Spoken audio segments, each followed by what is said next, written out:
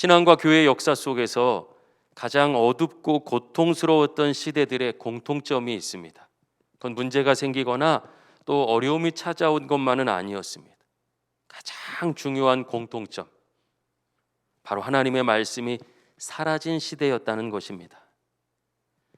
하나님과 그 백성이 소통할 수 없는 시대였기에 당연히 나아가야 될 방향도 알지 못하고 하나님의 인도하심이 없으니 늘 염려와 근심 속에 살아갔습니다.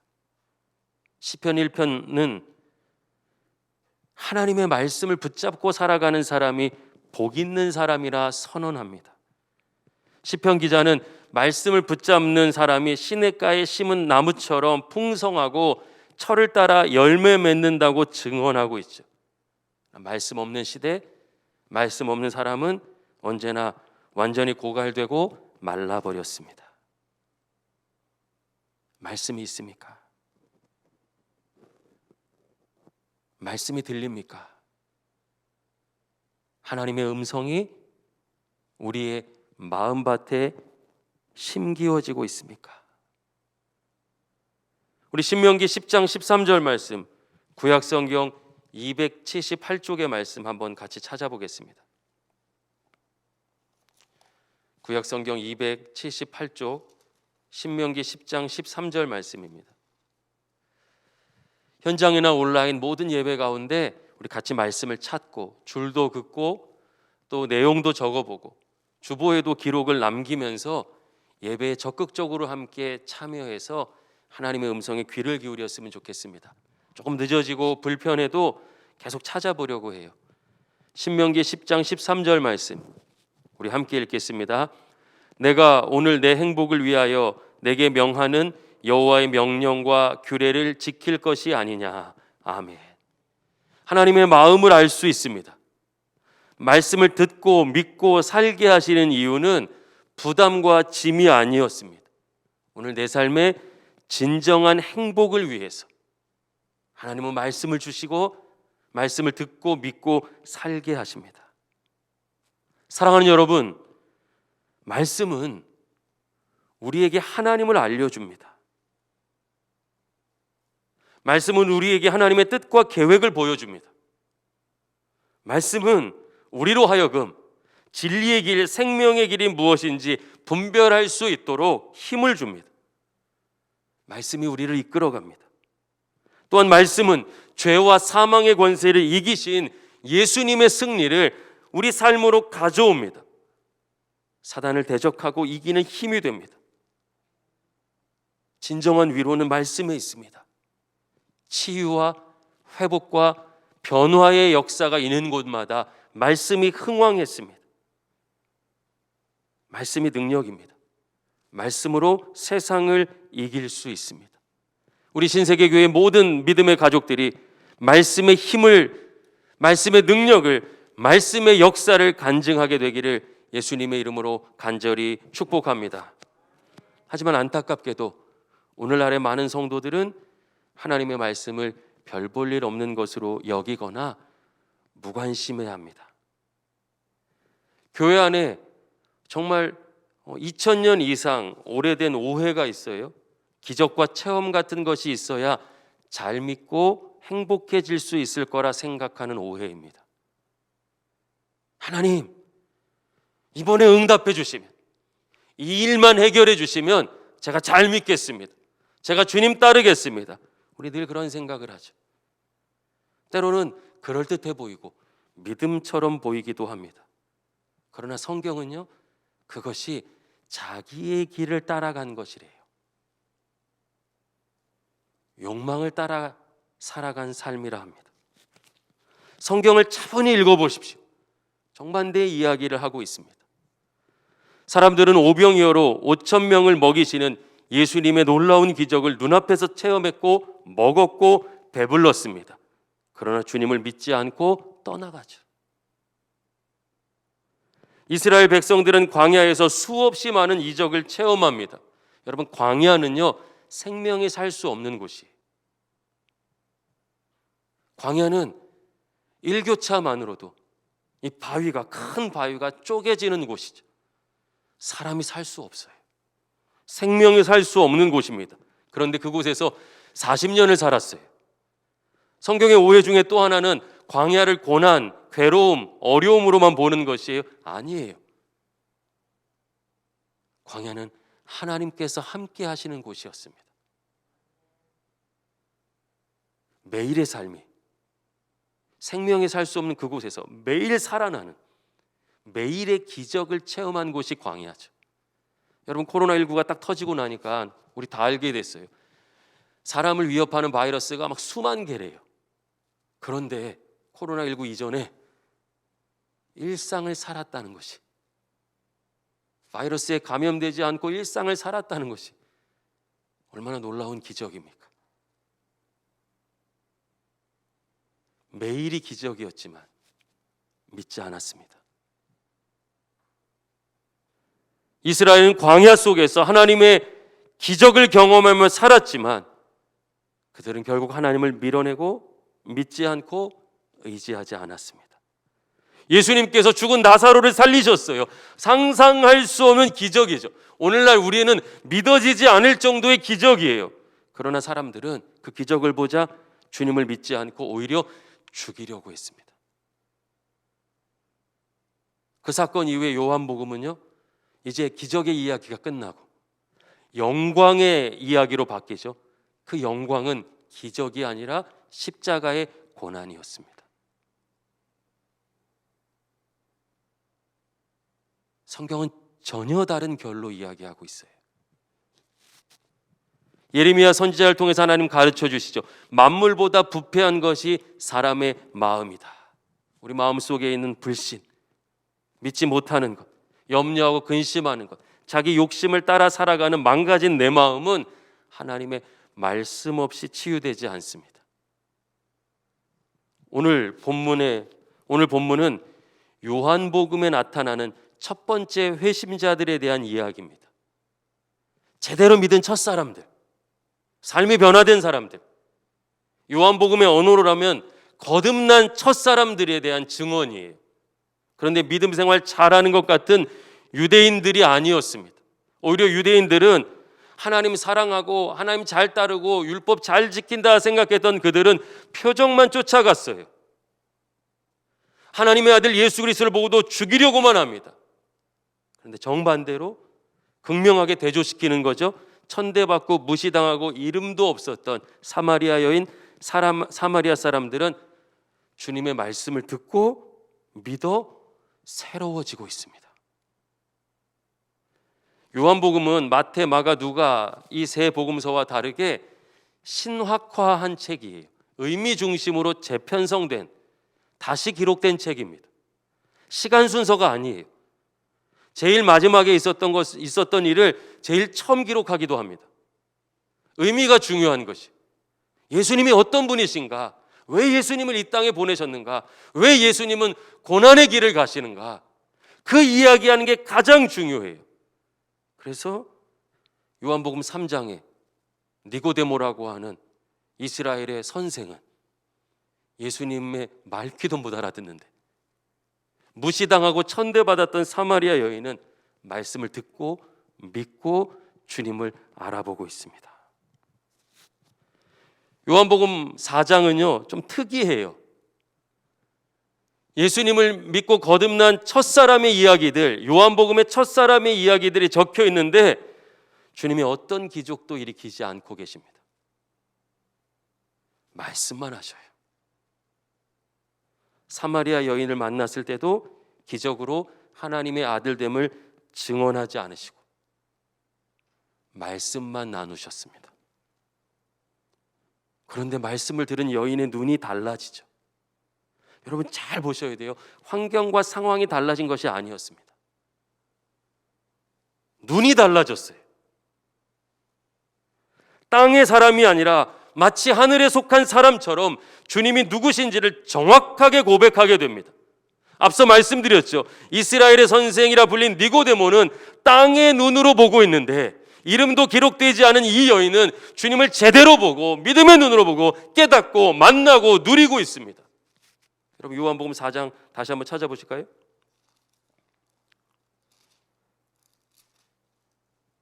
요한복음 4장 9절 말씀. 신약성경 147쪽입니다. 요한복음 4장 9절 말씀. 눈으로만 보셔요. 제일 처음에 사마리아 여자가 이르되 당신은, 사마리아 여인이 예수님을 처음 만난 장면이에요. 근데 예수님을 어떻게 부르고 있습니까? 당신은. 그냥 아무 관계 없이 멀찍이 떨어져서 그렇게 건조하게 부르는 호칭이죠. 당신은이었어요. 처음엔. 19절로 가볼까요? 19절 보셔요. 여자가 이르되, 성경에서 이르되는 다 말한다는 뜻이죠. 여자가 말하는 거예요. 주여, 내가 보니 선지자이십니다. 당신은 했던 이 여자가 주님의 말씀을 들으면서 바뀌어서 눈이 바뀌니까 이제 뭐라고 하고 있습니까?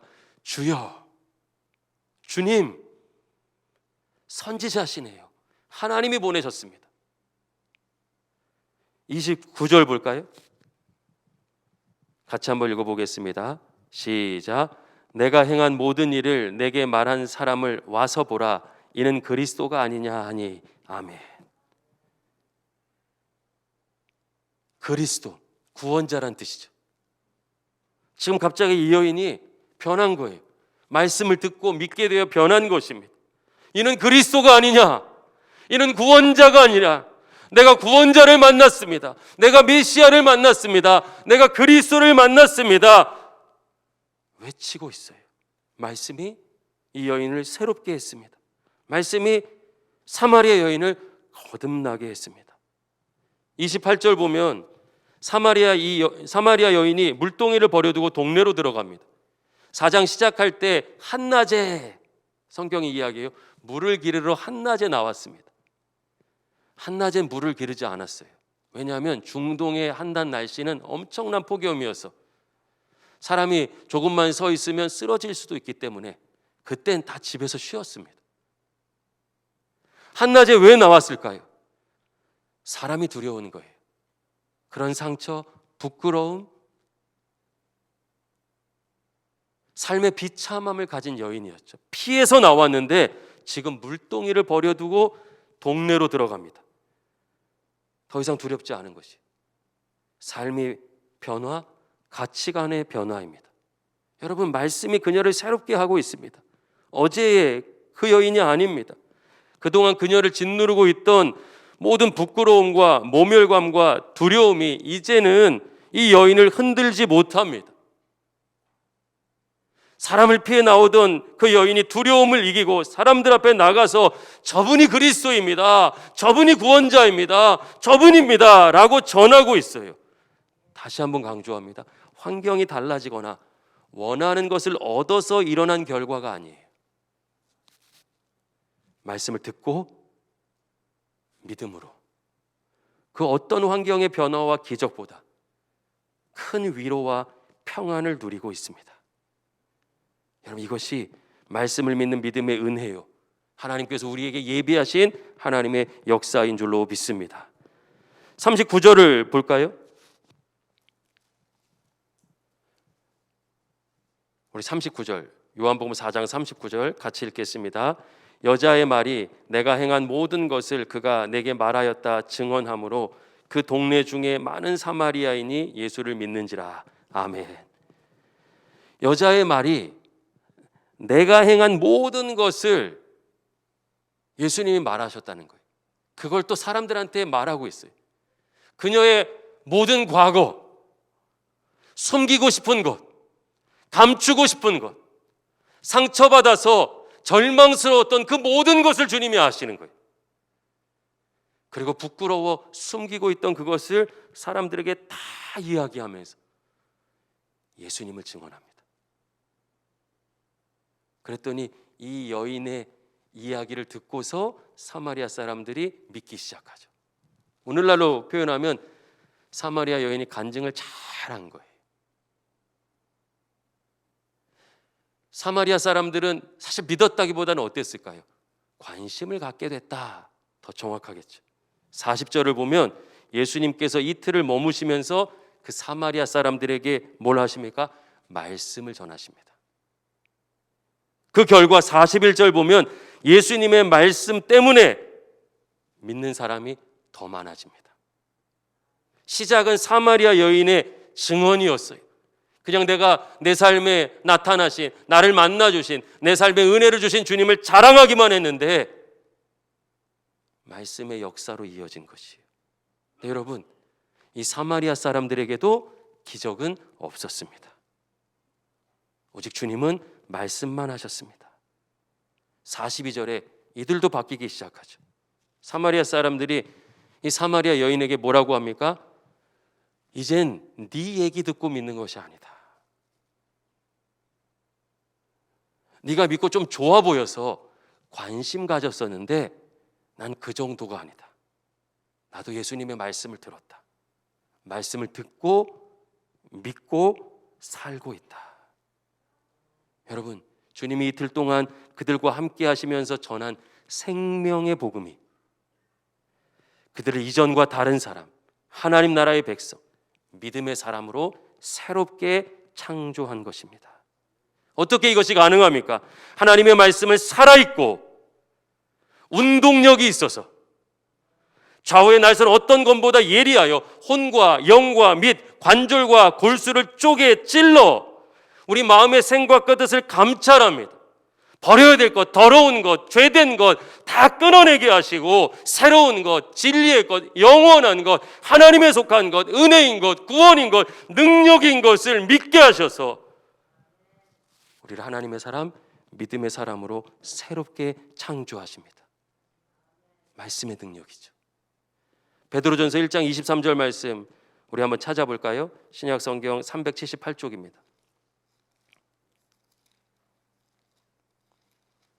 신약 성경 378쪽 베드로전서 1장 23절 말씀.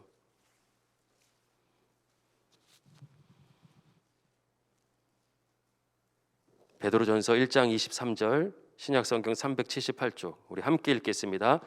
너희가 거듭난 것은 썩어질 씨로 된 것이 아니요 썩지 아니할 씨로 된 것이니 살아있고 항상 있는 하나님의 말씀으로 되었느니라. 아멘.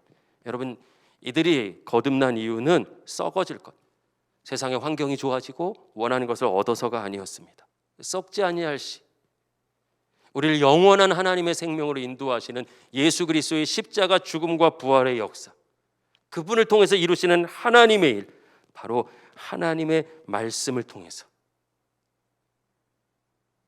이들은 새로워졌습니다. 삶의 방향, 목적, 가치가 달라졌어요. 어제와 다른 사람입니다. 우리의 거듭남은, 우리가 새로워지는 것은 하나님의 말씀의 능력입니다. 말씀을 통해 갖게 된 믿음의 능력입니다.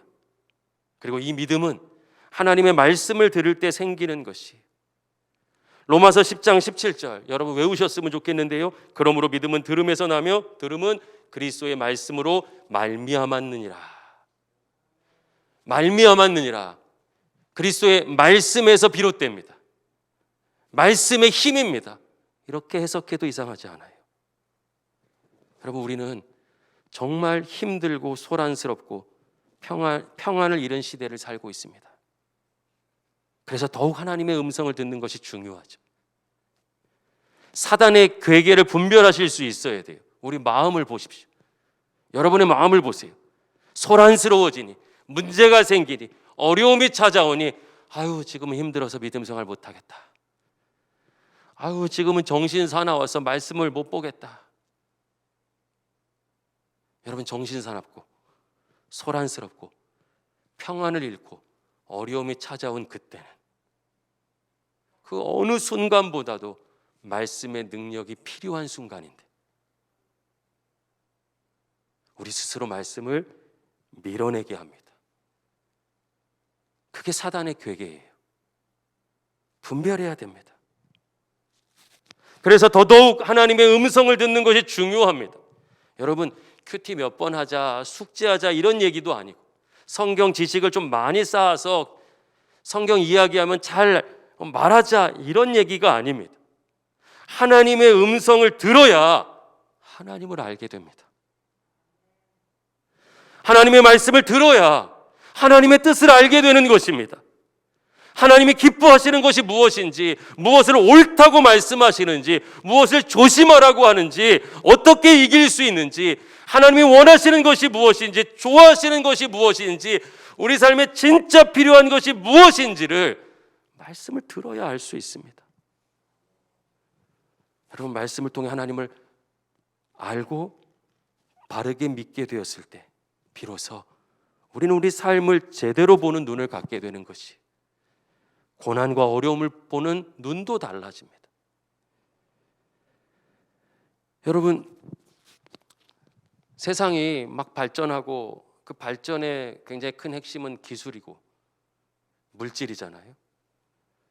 근데 기술과 물질이 이렇게 발전했는데 우리는 더 겁쟁이가 돼가는 것 같아요. 안 좋은 일이 생길까 봐 늘 겁먹고 있어요.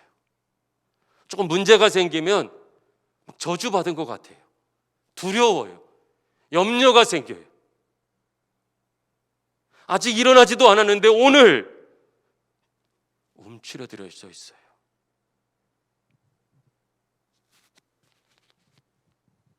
세상은 갈수록 힘든 것을 싫어하고 삶을 두려워합니다. 편한 것이 복이라 합니다. 그러다 보니 정말 겁과 염려만 많아집니다. 근데 여러분, 말씀을 잘 들어보세요.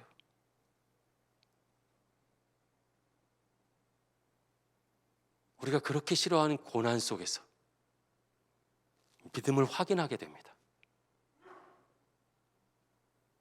이 어려움을 통해서 나를 단련시키시고, 이런 고난 정도는 내가 이길 수 있구나 확인시켜 주시기 위해서도 예비되었는데, 삶의 어떤 환경과 상황이 찾아와도 우리가 그것을 요단강처럼 갈라주시는 하나님의 역사와 여리고성처럼 무너뜨려 주시는 하나님의 영광을 볼 수 있는 기회인데 그냥 겁먹어 버렸어요.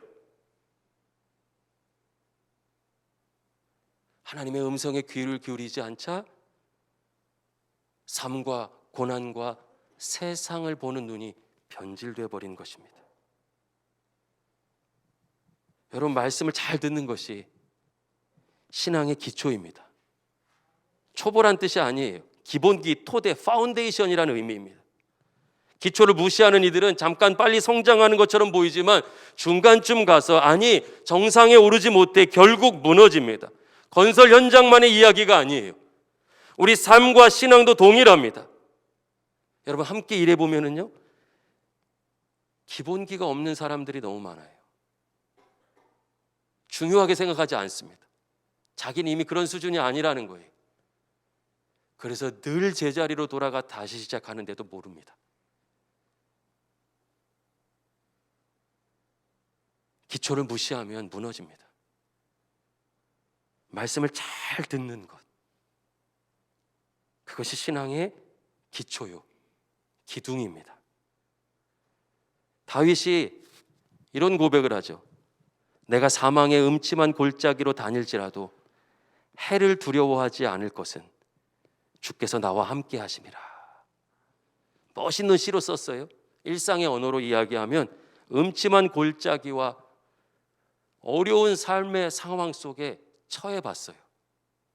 근데 뭘 발견합니까? 하나님께서 지팡이와 막대기로 다윗을 보호해 주시는 거예요. 깜짝 놀라는 거죠. 고난이 찾아와서 망했다 생각했는데 지키시는 하나님을 만나니 이젠 또다시 어려움이 찾아와도 두려워하지 않아요. 하나님이 다시 지켜주실 것을 믿기 때문이죠. 믿음을 확인했습니다. 그러고 나서 이렇게 고백합니다. 주께서 내 원수의 목전에서 내게 상을 차려주시고, 원수의 눈앞에서 죽게 생겼어요. 사람의 생각이죠. 그래서 우리는 두려워하잖아요. 염려하잖아요. 근심하잖아요. 그런데 실상 그 상황이 되고 보니까 하나님께서 잔치상을 베푸셨어요. 일이 더 잘 되게 된 거예요. 그리고 나의 머리에 기름을 부으셔서 그 가장 고통의 순간에 나를 하나님의 영광으로 이끌어내신 것이 다윗의 삶의 고백입니다. 고난을 통해서 만난 하나님에 대한 고백이에요. 말씀이 이야기한 대로 고난 속에서 믿음을 확인했습니다. 말씀의 은혜였습니다. 그 말씀을 붙잡고 고백하고 노래하는 거예요. 6절에 시편 23편 6절에 이렇게 마지막에 이야기하죠. 내 평생의 선하심과 인자하심이 반드시 나를 따르리니. 내가 다 경험해 봤는데 어떤 경우에도 주님 나 지키신다. 그러니 나는 여호와의 집에 영원히 살리로다. 나 절대로 주님 곁 안 떠나요. 주님이 옆에 있는 게 최고의 복이에요. 이것을 어디서 고백합니까? 고난의 현장에서. 어떻게 가능합니까? 하나님의 말씀에 뿌리 내려 있었기 때문에. 고난을 통해서 오히려 하나님을 만나고 믿음의 능력을 간증합니다. 우리 요한계시록 1장 3절 말씀 한번 찾아볼까요? 신약성경 399쪽이에요. 요한계시록 1장 3절 말씀. 신약성경 399쪽입니다. 우리 함께 읽겠습니다. 이 예언의 말씀을 읽는 자와 듣는 자와 그 가운데 기록한 것을 지키는 자는 복이 있나니 때가 가까움이라. 아멘. 하나님의 말씀을 읽는 자, 기록된 말씀을 읽는 것이죠. 하나님의 말씀을 듣는 자, 선포된 말씀을 듣는 것입니다. 그 가운데 이것을 지키는 자들, 말씀을 믿고 사는 사람들이죠. 그들이 복이 있습니다. 때가 가까웠기 때문이에요. 세상은 자신이 세운 것이 영원할 것이라 생각하지만 우리는 알고 있습니다. 한 번 죽는 것은 정해진 것이고 죽음 뒤엔 반드시 심판이 있으며 우리 주님은 사람들이 보는 가운데 부활 승천하신 것처럼 그 모습 그대로 우리 가운데 찾아 재림하실 것이기 때문입니다. 보이는 것이 전부가 아닙니다. 이 믿음을 가지고 있기에 우리는 이 땅을 사는 동안 다른 것이 아니라 말씀을 듣고 믿고 지키며 살아갑니다. 사랑하는 여러분, 2022년 우리 한번 도전해 봤으면 좋겠어요. 하나님의 말씀을 잘 듣는 것부터 실천해 봤으면 좋겠습니다.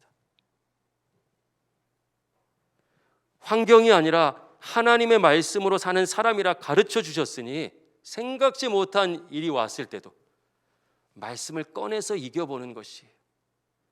염려하지 말라 하셨으니 염려하지 않으려고 한번 몸부림도 쳐보는 것이에요. 그런데 내가 연약해서 염려되잖아요.